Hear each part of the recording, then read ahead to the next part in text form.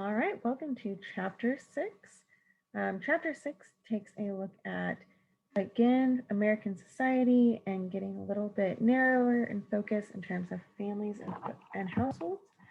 So if you have been following along with our framework here, we continue to move through these external influences.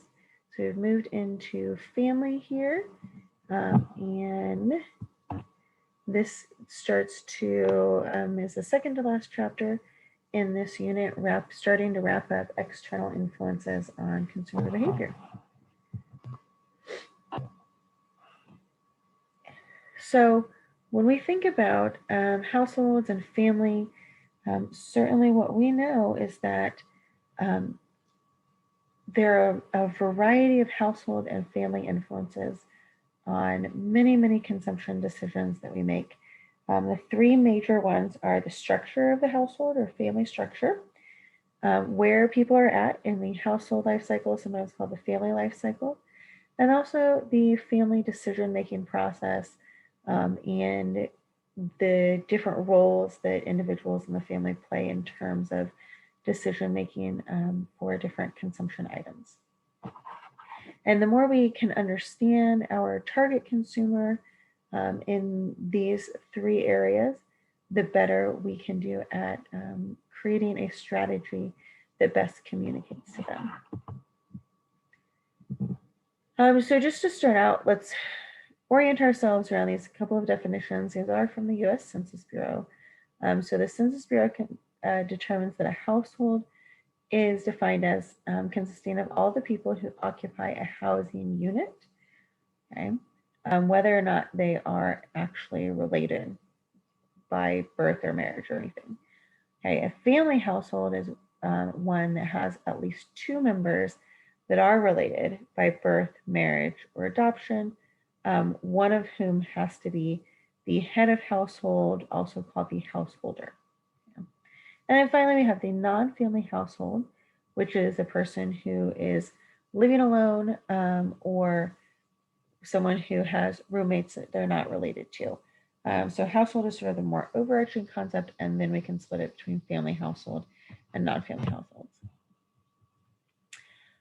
So in your slides that are posted on Blackboard and in your textbook, you're going to see slightly different numbers. So I actually put both of them in this slideshow so that we can just look at between 2011 up on the top and 2017 on the bottom, just the changes and trends in household numbers in the US. So what we see here is that by all things considered, households have just the number of households have increased. That's including family and non-family households from 117 million to 126 million. Of those, we see increases in both family households as well as non-family households. Okay, both have increased. And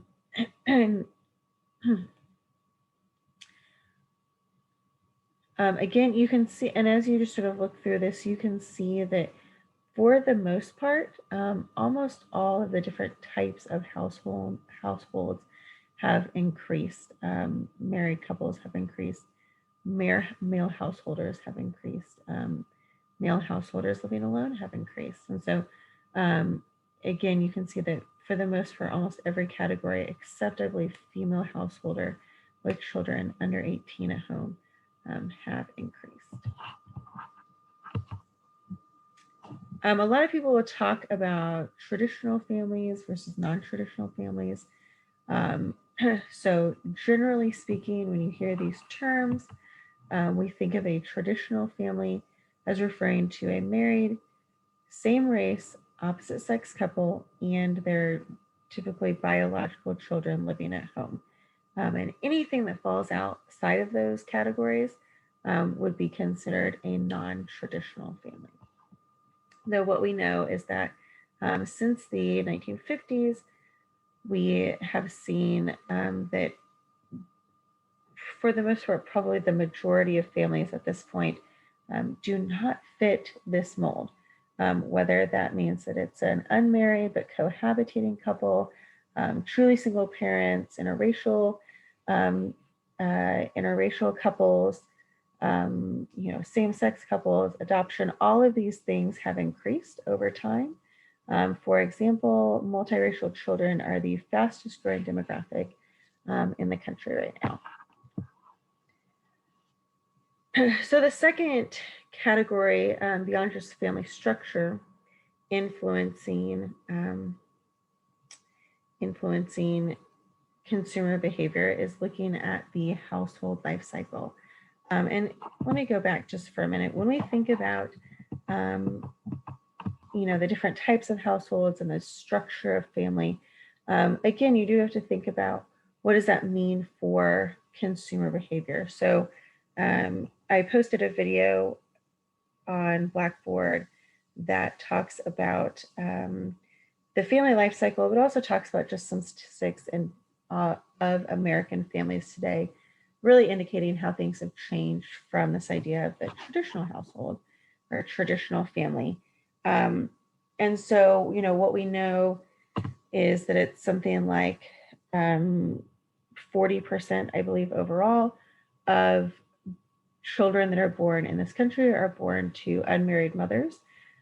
Many of those unmarried mothers do cohabitate with the father of their children, though the separation rates of those couples are significantly higher than those of married couples. But neither here nor there on this particular point. If we have a growing number of single parents, whether that is single dads or single moms, what we know is that from a marketing standpoint, we have a growing group of consumers who typically would have both on average lower income, because we know that over 67% of two-parent households have both parents working. So necessarily, if you only have one parent in the household, there's on average a lower income. But also you have parents or a group of consumers who are generally speaking more time pressed. They're looking for more convenient options for groceries, for shopping in general. And so this particular, both working parents, where we have both parents working, and single parents are really good markets for things like Walmart grocery delivery, Walmart grocery pickup. Being able to order online as you go and they go pick it up is a huge that's a huge product innovation for busy families, especially those that are busy because they're just truly because the composition of their household have less time for some of these more traditional shopping type roles. So then when we think about the household life cycle, this is also called the family life cycle. This is a very traditional view of the family life cycle. Again, we know that many families do not really adhere to this family life cycle exactly. But we do know that even that still by and large people, at least to some extent, follow this general pattern. Maybe the years, how old they are when things happen, maybe changing and things like that. But by and large, we do see that this is still a pretty general view of what goes on in a person's life. And so the idea here is it really goes from, some people look at it, start with marriage. Sometimes I've seen it start when like the child is 18 and moves out of their parents' house and goes to college. So it depends on what you're reading. Your particular textbook literally looks at this in terms of people who are getting married and then going from there.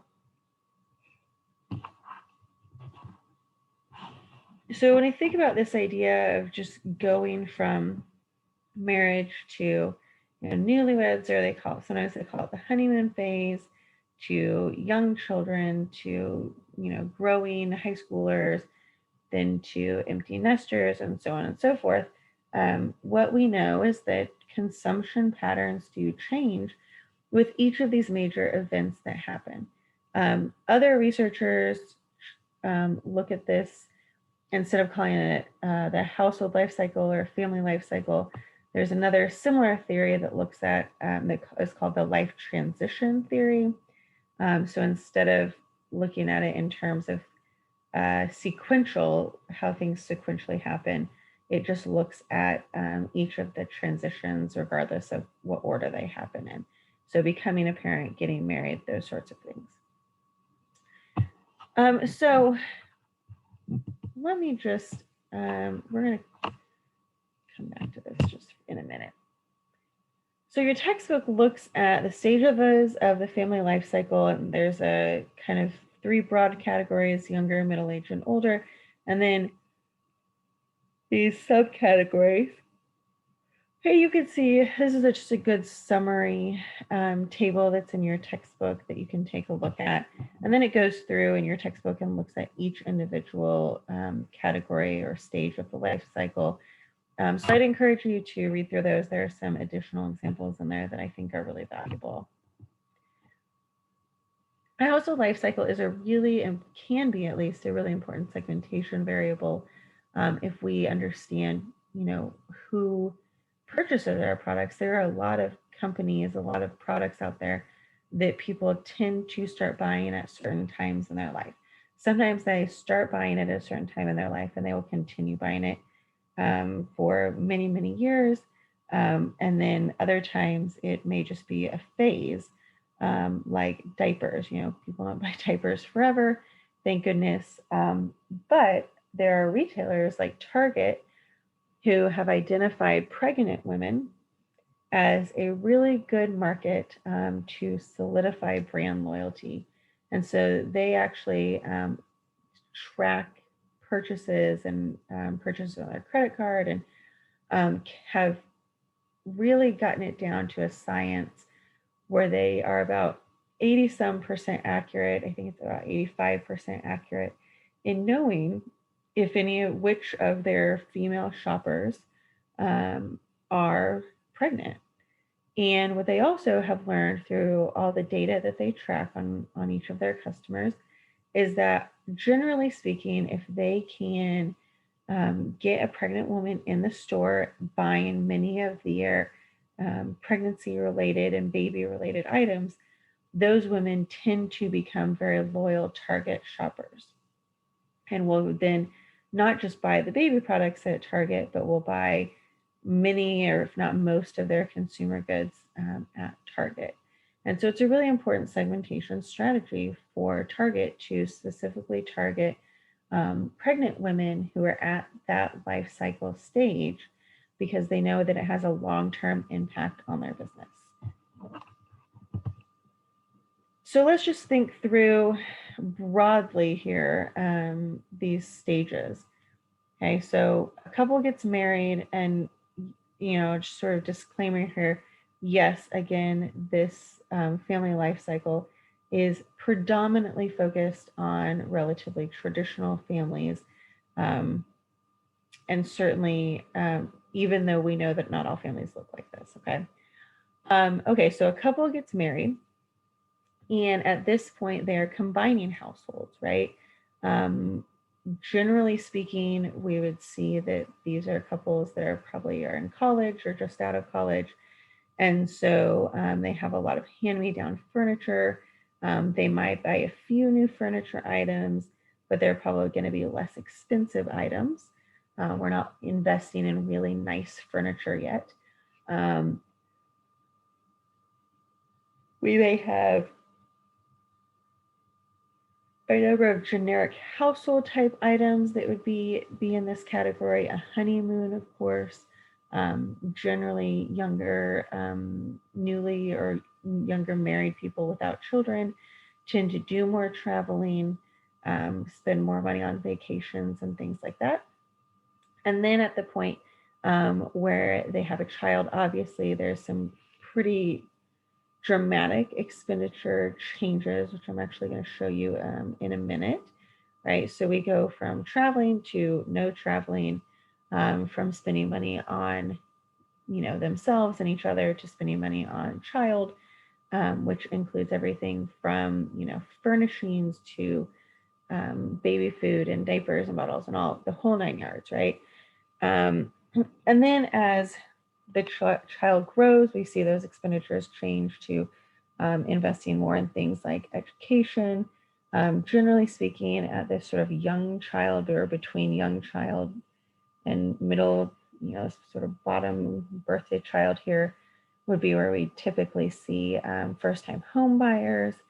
And then, we see the child that's becoming a teenager. And again, here we're investing more for the future. And then finally, the child moves on and goes to college themselves. And so the parents are left as empty nesters.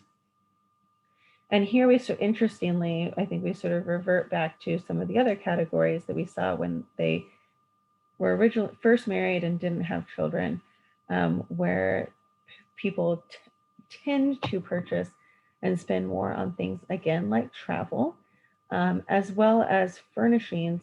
And it's really at this point, at empty nester segment, where we see that people actually, that's the point where they buy like nice furniture.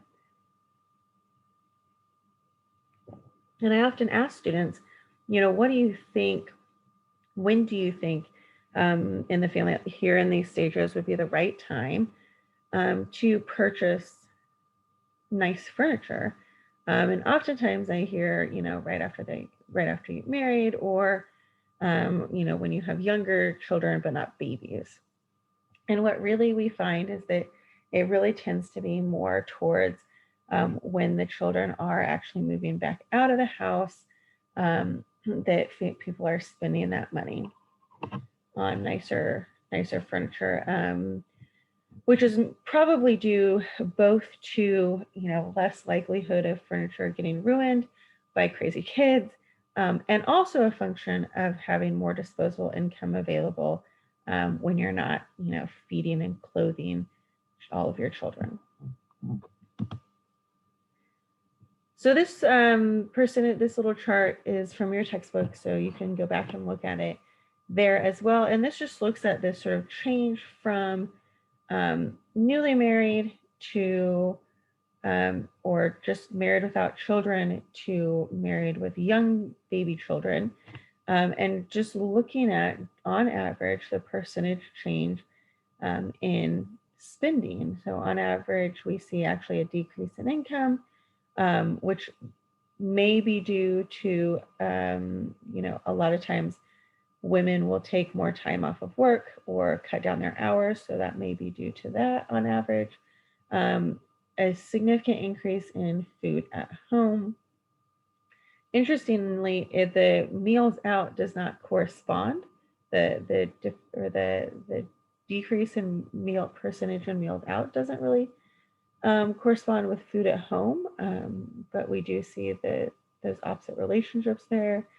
And then you see, a huge increase in children's apparel and children's types of products, less spent on education because presumably for the most part, we see that people are having children later, they're out of college at this point, and so on and so forth. And then this just looks at another, sort of gives you an idea of these consumption patterns of families in different stages of the life cycle, where people are tending to spend their disposable income, which also gives us a good idea of, what firms and what types of product categories would be good markets to look at for the product lifestyle, to utilize the family life cycle for segmentation purposes. And then family decision making is the third category that is important for consumer behavior in terms of family influences. And this just gives us an idea of really like, where do we see advertising targeted, at least for children's products? Who actually makes the decision, and then who influences the decision. I'll talk more a little bit about children's products, but interestingly, we do see, of course, that there are lots of advertisements targeted at children. So I'll show you an example in a minute, where we have, the advertising that's targeted towards the children. This product is fun. This product will make you cool. And then, the same product might have different messaging and advertising to parents that says, this product is safe, or this product is good for your child, or this product is a good value for your child in some way. Children influence a vast amount of purchases. But ultimately, generally speaking, the parents are the ones that make that decision. Children do spend even just on their own spending, it's a huge market. But the amount of money that is spent, that is just influenced by children, I believe is over $1 trillion every year. So I just wanted to bring up cereal for a minute, and we'll talk about this again actually in another video. But they do this, I've seen this exercise done with children. And it's just a good example of how children process things differently than adults. If you say, take a blank box and you give it to children, you say, you draw me the front of your favorite cereal box.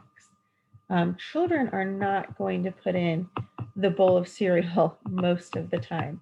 Most kids focus on the character that's on the front, and maybe the name. They definitely don't get the brand or any of the other information, which I just think is really interesting. I don't think it's surprising, but there's a lot of controversy about, what is the appropriate use of characters especially in food products. Back in the 70s, they actually had characters from food products that were in their own TV shows. And the FDA did end up, I think a combination of the FDA and some other government agencies, they ended up banning those types of TV shows, actually. And then, and then you can see the advertising, even on the package, to parents saying, okay, this is a good, product for your child. Let me see if I can share this for you real quick here.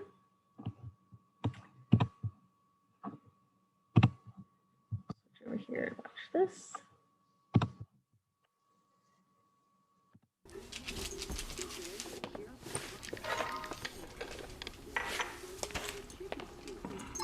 Mornings get busy.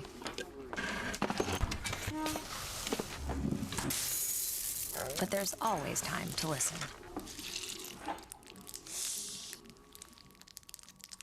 Love is kind of silly, but I might try it sometime. You never know what you'll hear. Rice Krispies, wonderfully simple. So I really like this commercial because I think it is a good example of something that that would attract both children and parents. There's a little fun aspect to it, but it also, just really shows a regular family. If you think of your marketing communications class, or even your intro to marketing class, where we talk about advertising execution, it's just this nice slice of life commercial where you see, just a regular family. And, a kid might see that commercial and think, oh, that cereal, I want to listen to Rice Krispies. But parents may see that and just be able to identify with the parents in the commercial, and the simplicity of Rice Krispies and a simple morning with family. Other things that can impact family purchases and family decision making are going to be those other external influences, right? Culture and subcultural, in particular. There are some cultures that are more male dominated, where others are more balanced. If you go back to, I think it's chapter 2, there's a map that shows which countries are lean more masculine and feminine. And generally speaking, we would see that a lot of times in family decision making, that may also lend itself to be true. Role specialization of different family members. For example, with two parents working, that changes the family dynamic versus one parent working. Stay-at-home dads are a growing trend, and so that changes the family dynamic as well.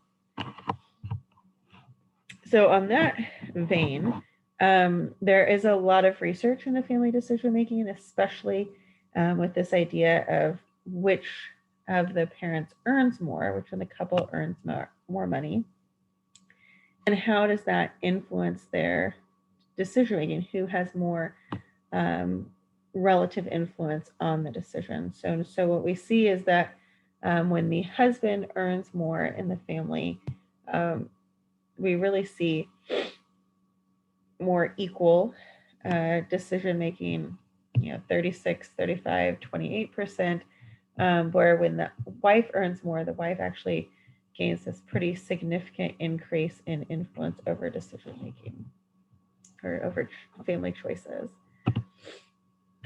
And this is just a little clip from your book that I would encourage you to check out, page 204. And so here we see it talks just about, traditionally, husband dominant decisions are things like automobiles, liquor and life insurance, and wife dominant decisions were more commonly household items, food, kitchen appliances, etc. And then joint appliances were, big purchases like buying a house and living room furniture and vacations. And you can see down here in the little chart that you see that that's less pronounced for some of these categories today. And I had a group a couple years ago that was researching. I had a client that was a car repair company, and they, in their research, actually found that now over 60% of car repair decisions are made by women. And so in the marketing proposal that they put together for this client, they actually proposed that the client change their target market to women and introduce some ideas of how to really specifically target women. So I thought that was really creative and just a really interesting and somewhat unexpected result, right? That's the over 60%. Okay. And I also thought this was interesting that it says more and more women feel they solely make the decisions in a household, whereas men think that the decisions are shared. So I thought that was just kind of an interesting insight into human psychology. And then when we actually think about the marketing strategy based on this decision-making process, why does it matter? Who cares? This little template here actually gives us a good idea of how we might be able to use this, right? If we look at a certain product, we could say, okay, generally speaking, when people buy cereal, for example, what family members are typically involved at each stage of the process? Which family members actually are motivated to get this product?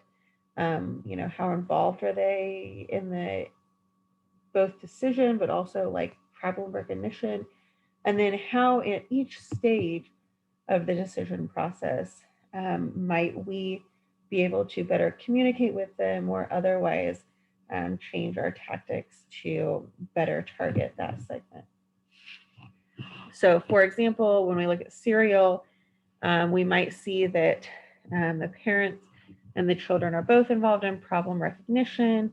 Kid sees Saturday morning cartoon commercial for Rice Krispies and asks for it, or maybe mom and dad see that or the parent sees that, you know, you're running low on cereal, so it could be either way. Generally, information search is going to be more parents in this one. So we want to provide, you know, that this is our cereal is good for your child, messaging and information when they're searching to make that easily accessible. Alternative evaluation is generally going to be parents, but we might also see kids here, especially if the kids are with the parent at the grocery store. A lot of times you'll notice that some of the, you know, more bright child targeted cereals are more at like a child eye level, and your like healthier adult targeted cereals are going to be higher on the shelves. Okay. So that's a distribution tactic that a lot of companies use, is try to get their particular cereal right at eye level for kids so that they notice it and see it. Packaging that's brightly colored, has characters and that kind of thing. Parent makes it as the actual purchase, but then the user, the person that consumes the cereal, is generally going to be the child. So I just want to take a look at a couple of advertising pieces all for Lunchables here at the end of this presentation. And so here we see, you know, the same product really, but targeting, you can see some are targeting more parents, some are both. You know, the top left with the kid who's building, that's a very clearly male child oriented advertisement. Okay, and then in the opposite corner, again, we have a very child targeted advertisement. You know, it's just about fun. They're excited. They look like they're about to go, I don't know, jump on the playground. So very child targeted. There's really nothing there in either of those that are really parent targeted. Then if we move down to the organic one here, we definitely see more parent, a more parent targeted piece. Even in the packaging, it says no artificial stuff. It's USDA organic. It has organic really big on the packaging. The ad says it's organic. So all that's very, you know, parent oriented. Kids don't care if it's organic or not. Okay, and then up in the top right, what we see is that this one's kind of a mixture, right? We have the kids are having fun, they're having a great time. You know, that it looks like something kids would want to be involved in. But then the ad also is very, you know, pretty large, says 40% less sugar, still 100% fun. That messaging there is going to be more parent oriented, right? So we see some ads that are very specific to one or the other, and others that do a good job of targeting both within the same ad.